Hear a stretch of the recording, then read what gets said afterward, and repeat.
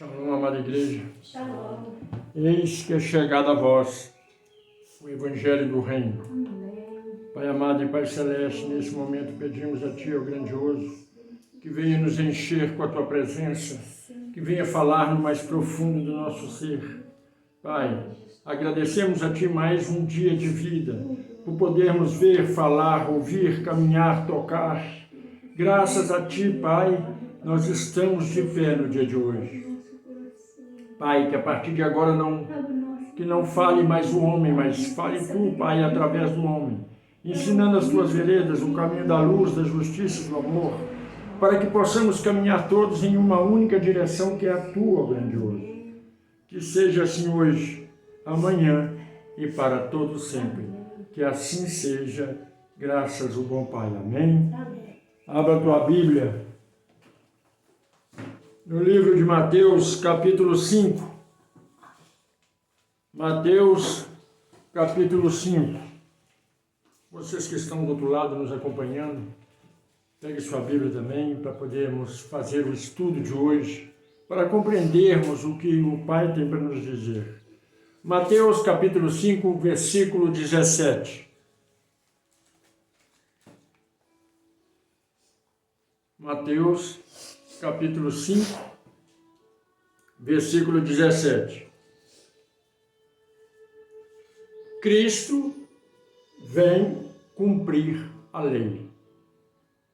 Versículo 17 nos diz assim: não cuideis que vim para destruir a lei ou os profetas. Não, eu vim abrogar. Não vim abrogar, perdão, mas cumprir. O que é cumprir a lei? Muitos dizem que Cristo veio cumprir a lei de Moisés. Mas qual que é a lei verdadeiramente que Cristo veio cumprir? A lei de Deus. E qual que é a lei de Deus? Quem conhece os 10 mandamentos, então conhece a lei de Deus. E nós vamos entender isso mais à frente. Vamos continuar a leitura. Versículo 18 de Mateus 5. Porque em verdade vos digo que até que o céu e a terra passem, nem um jota ou um tio se omitirá da lei, sem que tudo seja cumprido. Qualquer, pois, que violar um desses mandamentos, por menor que seja, e assim ensinar aos homens, será chamado menor no reino dos céus. Aquele, porém, que os cumprir e ensinar, será chamado grande no reino dos céus. O que é a lei que Cristo veio fazer cumprir? Se nós entendermos os ensinamentos de Deus, nós vamos compreender os ensinamentos de Cristo e por que ele veio. Moisés foi chamado ao monte, e ao monte, perante a sarça ardente, ele ouviu a voz de Deus e conversou com Deus. E Deus, no meio do fogo, lhe passou 10 mandamentos. E nós conhecemos ele, ou muitos conhecem ele. E nesses mandamentos, um é amar a Deus sobre todas as coisas, amar ao próximo como a si mesmo, não matar, honrar pai e mãe, não cobiçar as coisas alheias, e assim sucessivamente. Esta é a lei que Cristo veio fazer cumprir. Mas muito entende quando ele fala, eu vim cumprir a lei, todos entendem que ele veio cumprir a lei de Moisés.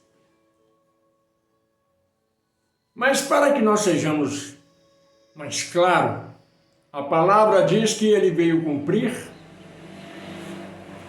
sem fazer omitir nenhum jota, nenhuma vírgula, nenhum tio.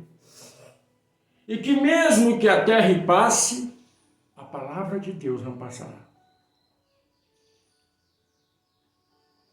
Moisés no monte recebeu as tábuas da lei. As tábuas da lei.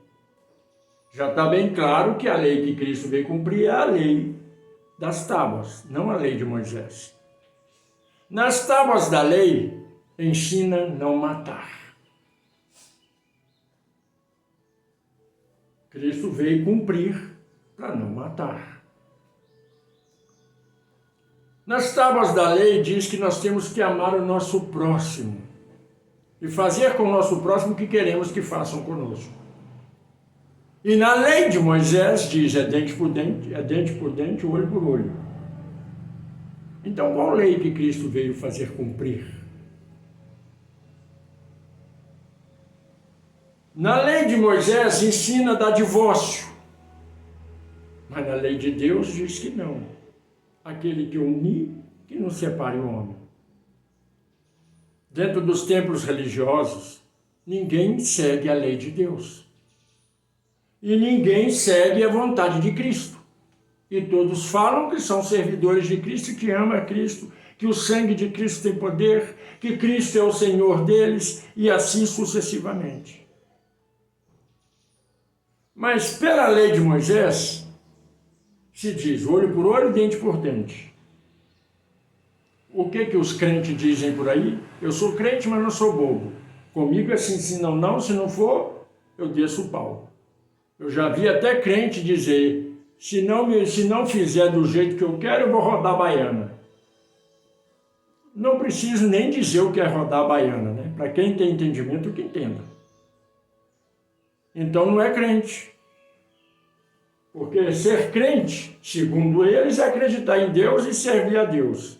Nem servindo a Deus esses crentes estão.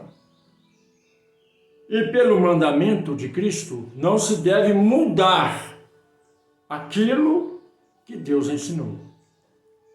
Se não se deve mudar, então por que os templos religiosos fazem propósito? Porque está escrito na lei de Deus, não na lei de Moisés, não cobiçar as coisas alheias. O que tem a ver as coisas alheias com propósito? Se um pastor inventa um propósito para tirar de você dinheiro, ele não está cobiçando aquilo que você ganha? Se um pastor sobe no altar e diz, Deus mandou você fazer um propósito de fé, colocar a chave do teu carro no altar, não é cobiçar o carro do outro? Eu vou te perguntar uma coisa. Moisés tomava casa. Se tivesse carro naquela época, Moisés tomava das pessoas. Moisés com a sua tropa, que se diziam cristãos, invadiam terra, matava as mulheres, estrupava as mulheres, degolava as crianças. E tudo isso em nome de quem? Diz que é de Deus.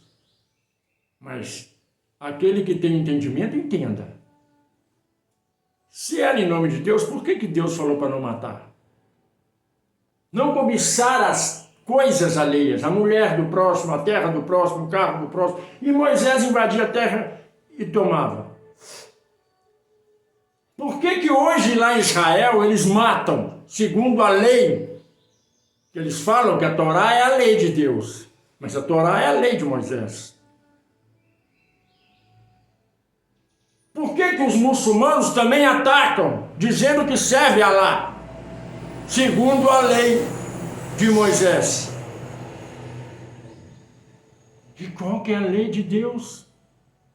Quem no mundo faz a vontade de Deus?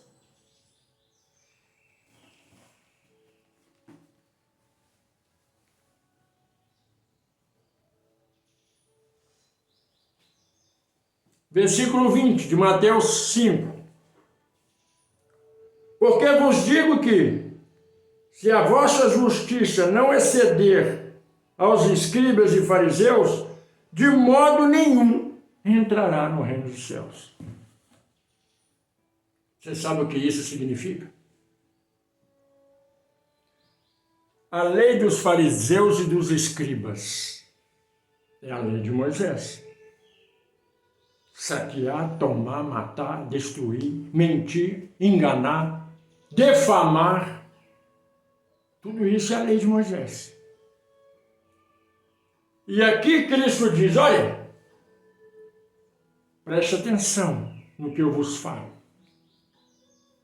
Vou ler de novo para ver se vocês compreendem. Não sou eu quem digo, é a Bíblia, é o respaldo que muitos procuram ter. Porque vos digo que se a vossa justiça não exceder, o que é exceder? For além das leis dos escribas e fariseus, de modo nenhum você entrará no reino dos céus.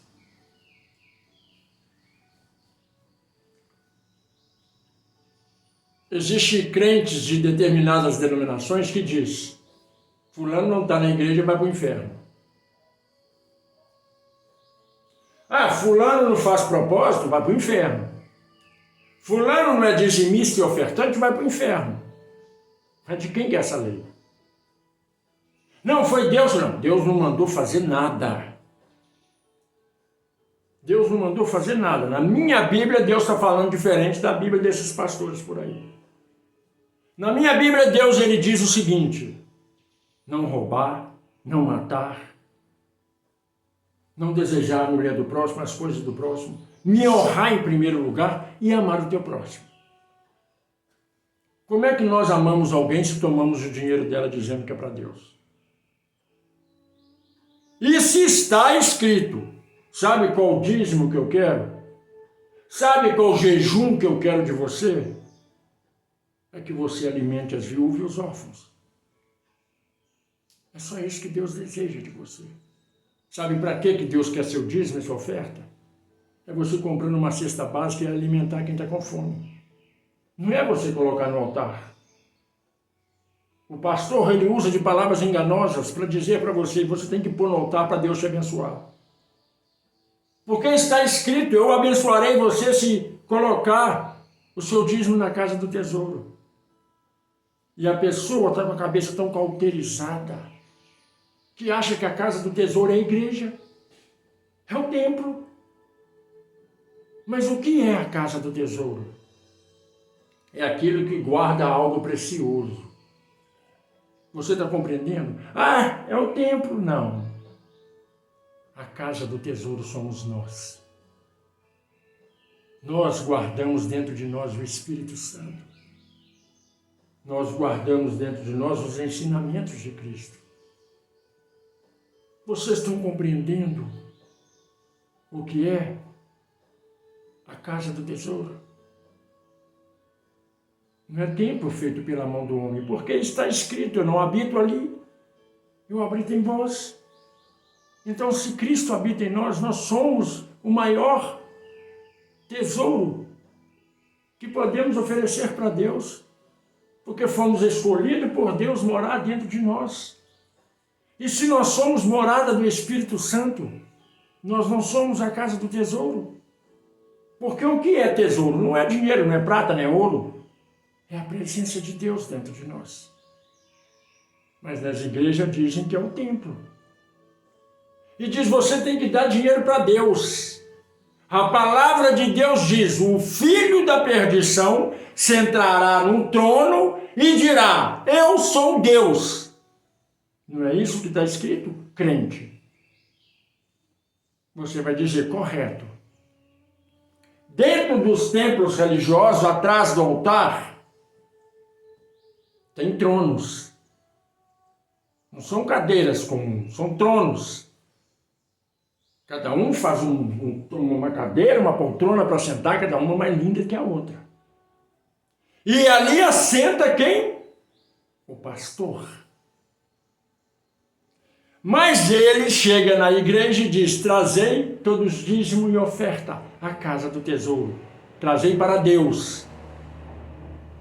Eu vou te falar, se o dinheiro que você entrega no altar é para Deus, como que o pastor entrega esse dinheiro para Deus? Me diz.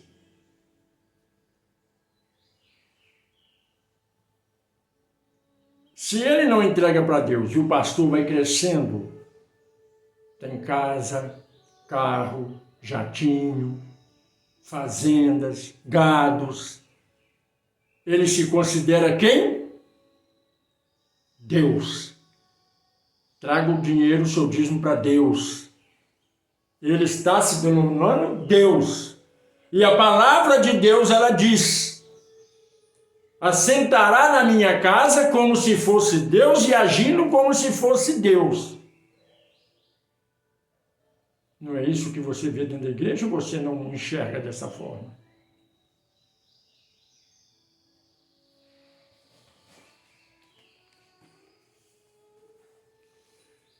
Mateus 5, versículo 21. Ouviste que foi-lhe dito aos antigos: não matarás, mas qualquer que matar será réu de juízo.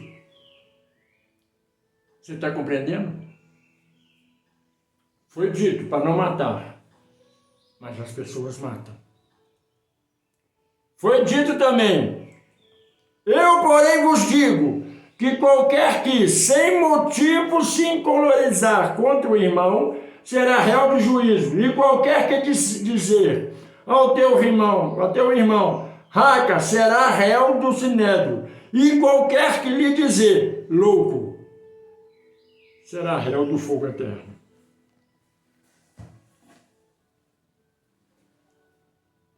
O que Deus está dizendo com isso? O que Cristo está falando conosco nessa mensagem? Você está entendendo? Eu vos ensino isso, mas os pastores te ensinam a coisa contrária. Eu te ensino a amar. Eu te ensino o amor. Alguém pratica o amor dentro da igreja? Alguém pratica as bem-aventuranças? Alguém pratica Mateus 5? Pratica. Dentro dos templos religiosos, alguém pratica Mateus 5?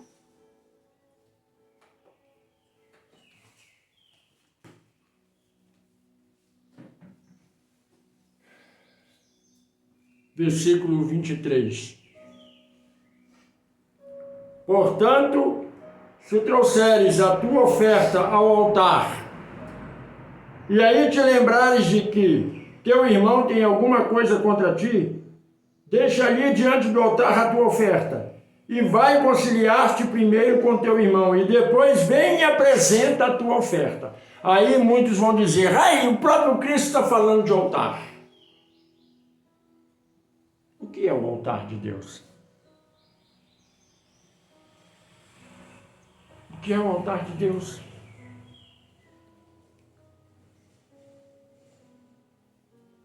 Melquisedeque não teve família, do mesmo jeito que ele apareceu, ele sumiu. Quando foram levar para ele dízimo dos dízimos e oferta das ofertas, entregaram aos pés dele. Correto?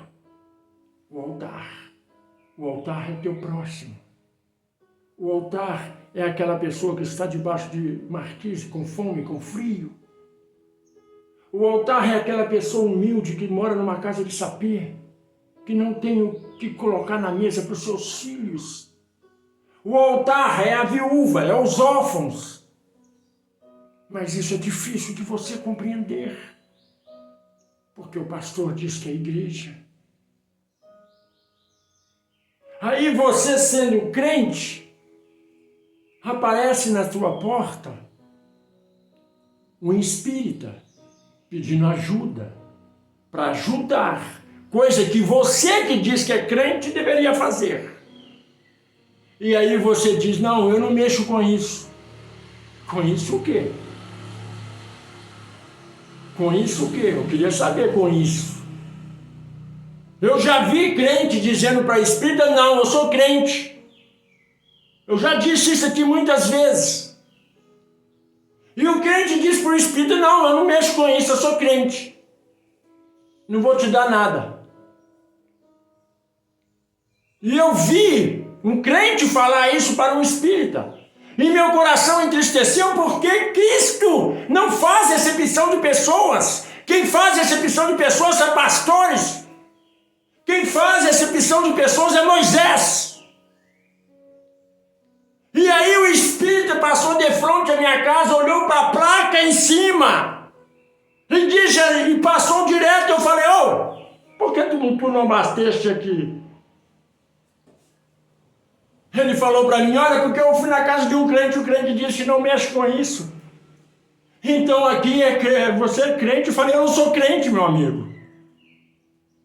E nem quero que você me chame de crente, eu não sou crente. Eu sou filho de Deus, eu sou cristão, servo de Cristo. Ele falou, pois é, mas eu não vou pedir você é de outra fé. Você não mexe com isso? Eu falei, mexe com isso o quê, meu amigo? Mexer com amor? Eu mexo sim com amor. Eu falei com ele, espera, vim lá dentro, peguei o que eu tinha e ofereci para ele. Não estou querendo me exaltar aqui não. Eu só estou querendo mostrar a diferença de crente e cristão. Ele olhou para mim e só faltou chorar. Ele falou, olha, o meu mestre, vocês sabem quem que é o mestre dos espíritas? Chico Xavier. O meu mestre me ensinou amor. Mas o amor que você me apresenta superabunda tudo aquilo que eu aprendi.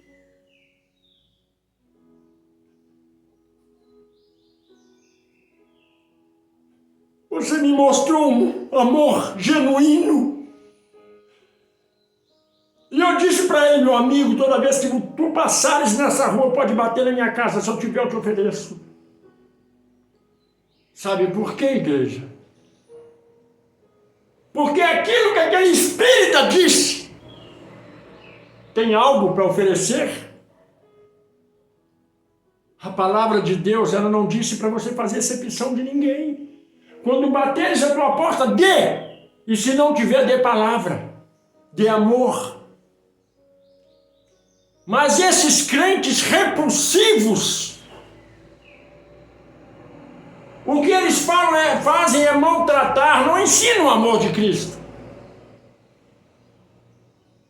Eles apontam o defeito dos outros, ou melhor, segundo eles, pela crença deles, que o outro tem defeito.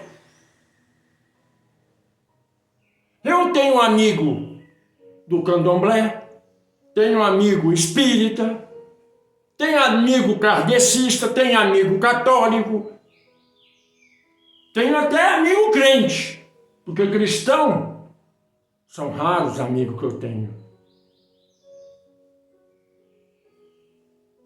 Mas esse povo, que muitas vezes para os crentes tem falta de conhecimento, segue muito mais a Bíblia do que você que diz que é crente. Eu não vejo nenhum católico metendo a língua em crente, a não ser quando é cutucado. Eu não vejo ninguém do candomblé metendo a língua em crente. Sabe por quê? Todas essas crenças, sabe por que todas essas crenças não falam dos crentes? Porque eles têm a religião deles, a fé deles. Eles propagam a fé deles, mas o crente quer fazer os outros engolir aquilo que eles mesmos não conhecem.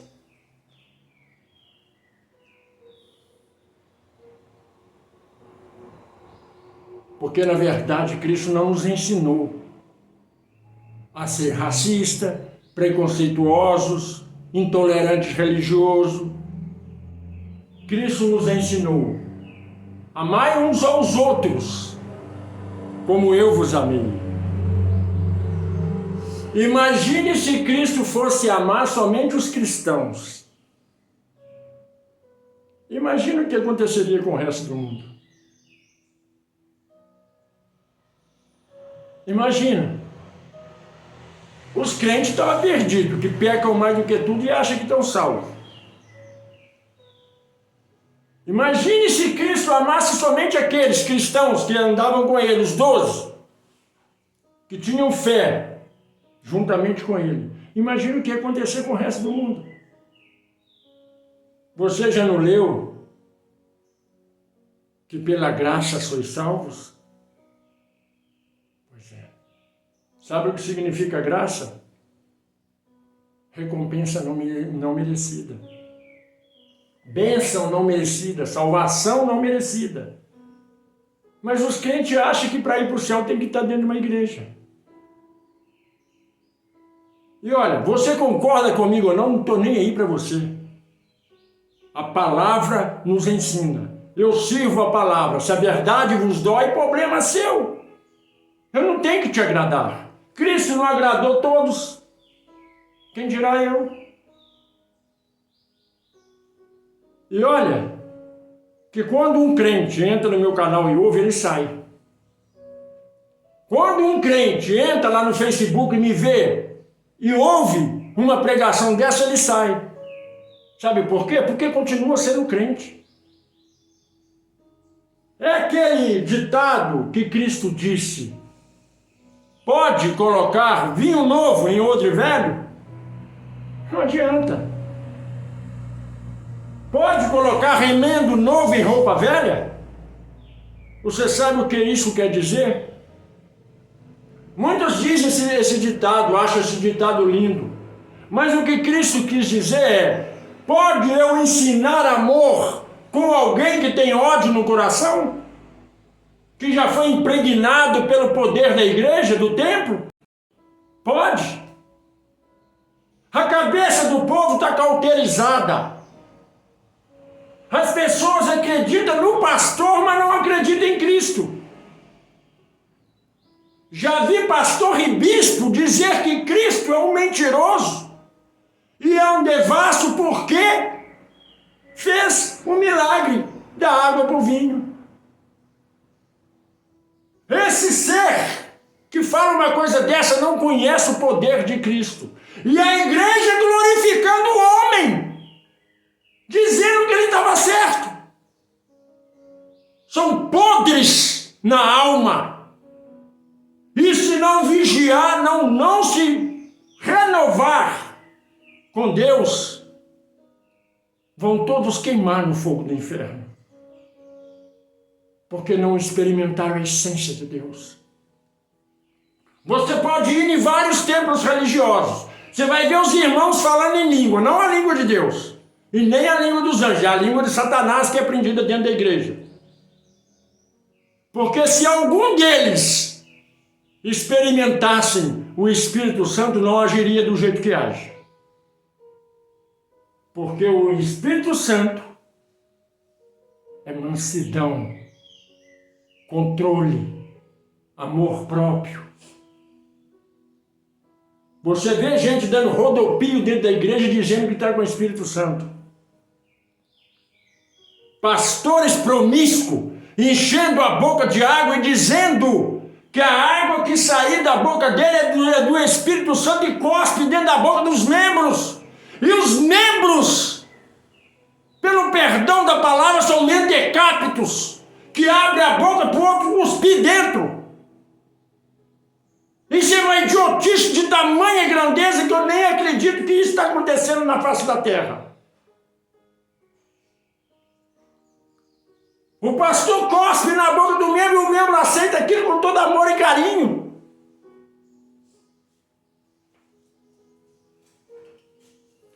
O pastor lava o braço naquilo que deveria ser a Santa Ceia. Porque a Santa Ceia era só na época de Cristo. Enche uma bacia de vinho ou do suco da uva, o pastor lava seus braços lá e diz que o suor dele é santo e entrega para os membros beber. Não sou eu que estou inventando, não. É só olhar na internet que você vai ver as asneiras que os pastores estão fazendo.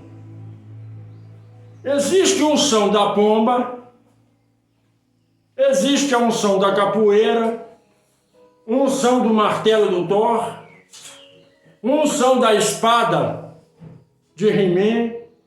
Isso está na Bíblia? A unção, ela vem do Espírito Santo. Mas existe unção da capoeira, do futebol. Onde que esses homens devassos tiraram da Bíblia isso?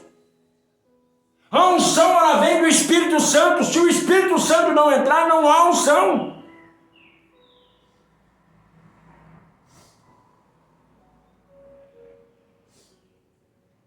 Não há muito a propagar. Não há muito a ensinar. Porque a podridão na face da terra está grande. São homens que nem foram preparados por Deus, que se levantam como pastores, abrem uma igreja e ali começam a propagar asneira, besteira. Nós não estamos no tempo de buscar prosperidade. Nós não estamos no tempo de buscar amor. Nós estamos no tempo de buscar salvação. As pessoas vão para a igreja para arrumar namorado, achando que Deus está aqui para poder te dar um namorado, achando que Deus está aqui para te dar vida boa. Ah, mas está escrito que daria vida boa nesse tempo e no outro. Mas a vida boa, a vida próspera que Cristo está falando, não é financeiramente. A riqueza que Cristo vai te dar não é financeiramente. É no Espírito. É você ser cheio do Espírito Santo. E quem tem o Espírito Santo tem tudo.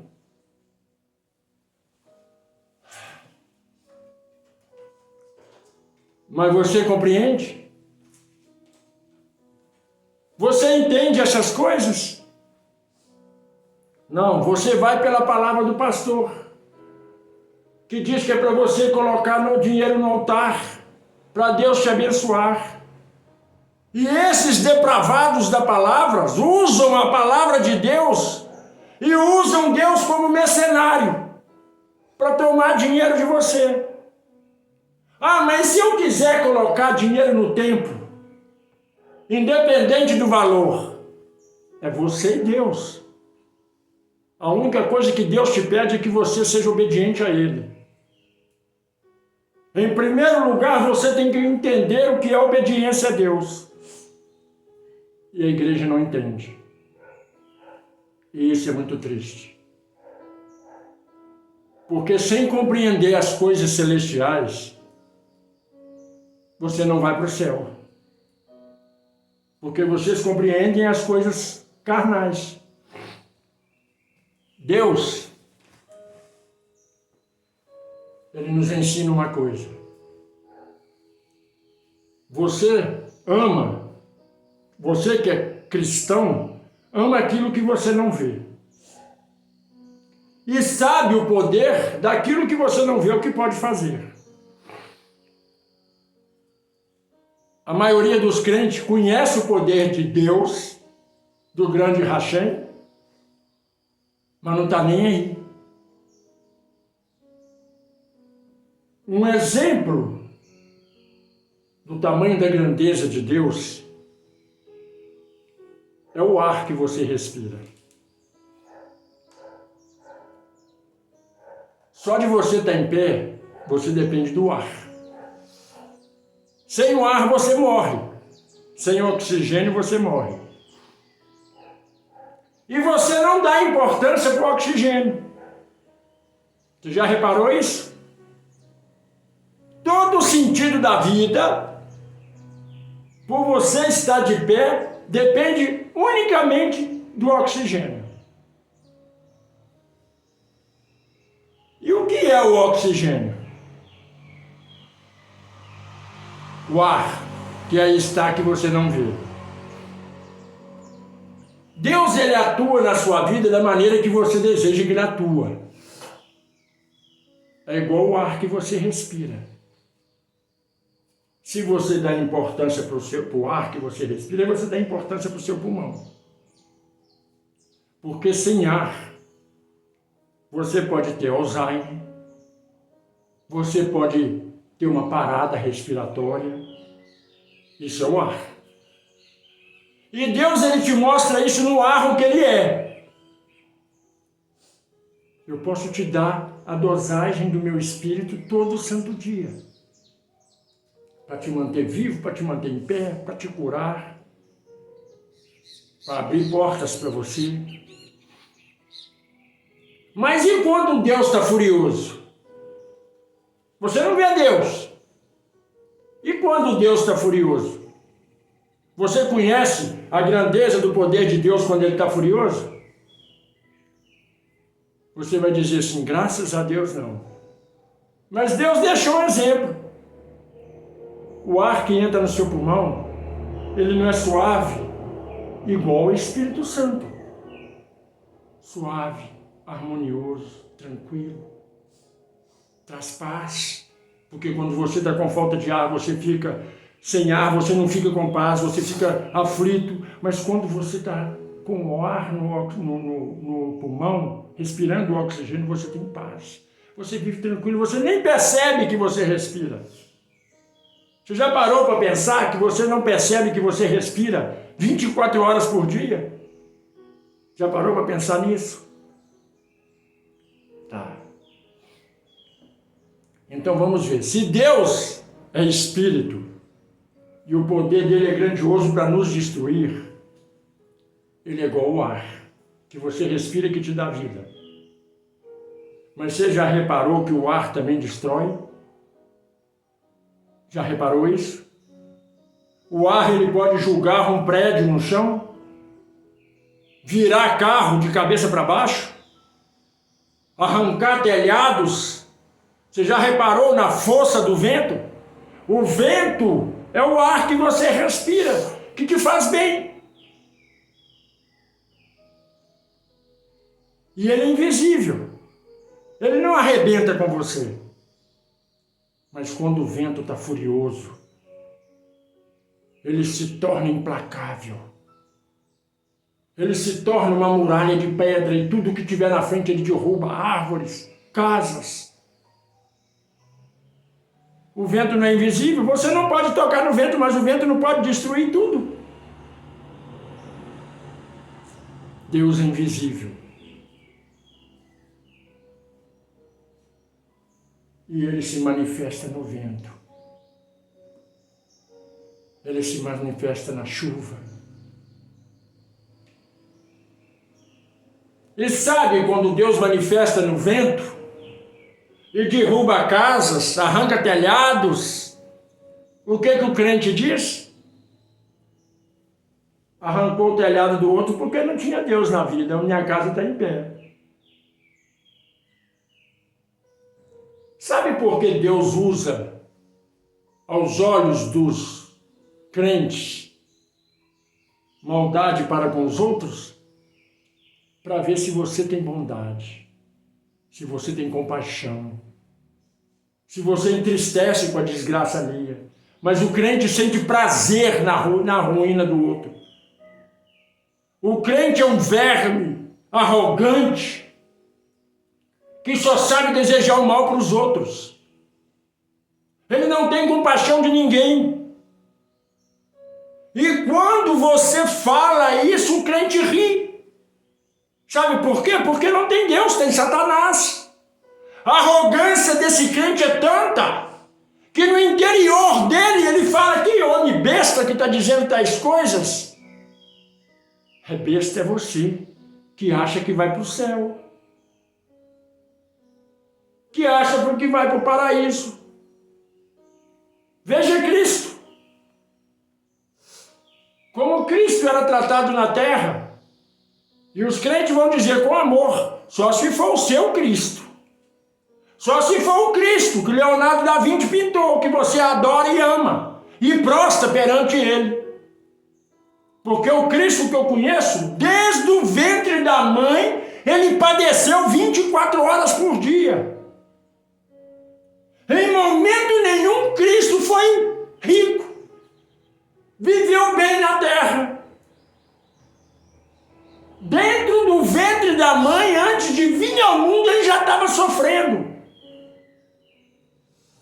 Sendo caçado para ser morto. A mãe teve que fugir. E os crentes querem vida próspera. Não, onde na Bíblia fala que você vai ter vida próspera na terra? E muitos vão dizer, não, está escrito. Você terá vida boa aqui quanto lá, mas a vida boa aqui é do Espírito Santo, não é riqueza. Só os depravados, os arrogantes, os soberbos, que vão para a igreja buscar prosperidade. Porque a igreja não é lugar de deixar você rico. Você quer ser rico? Vai trabalhar. Não é buscar de Deus riqueza, não. Agora, você quer riqueza? Você quer ser rico? Ter carro, casa? Serve Satanás. Aí Satanás vai te dar riqueza. E muitos crentes são ricos por causa de Satanás. Porque está buscando é isso. Você sabe qual foi o motivo que Cristo desceu da glória e veio aqui embaixo? Para sofrer e morrer? É para te dar riqueza? Ou para perdoar os seus pecados e te dar o direito da salvação? Quem tem ouvido, ouça o que o Espírito diz à igreja. Porque sem esse entendimento, você jamais vai entrar no reino dos céus. Chama aqui na frente a minha esposa para fazer a oração final.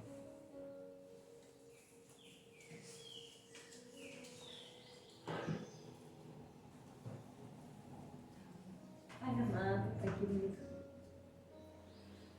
Ainda, Pai amado, no espírito de oração ao grandioso.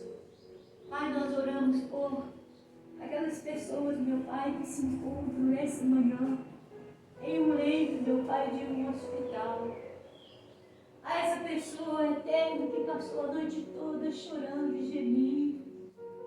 A essa pessoa grandiosa que já não aguenta mais tanta dor na carne, a dor, meu Pai, na alma. E ela tem eterno padecido. E a essa pessoa que tem clamado a Ti de fato e de verdade.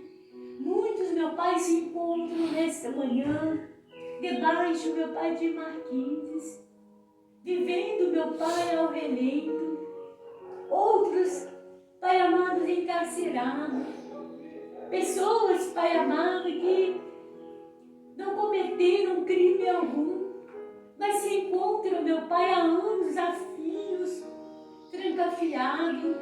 Ó grandioso, ó Santo do Santo. Muito, Pai, neste momento se encontra com uma depressão tão profunda, que ela está pensando, Pai amado, em dar cabo da sua vida, porque já não acha mais graça no viver.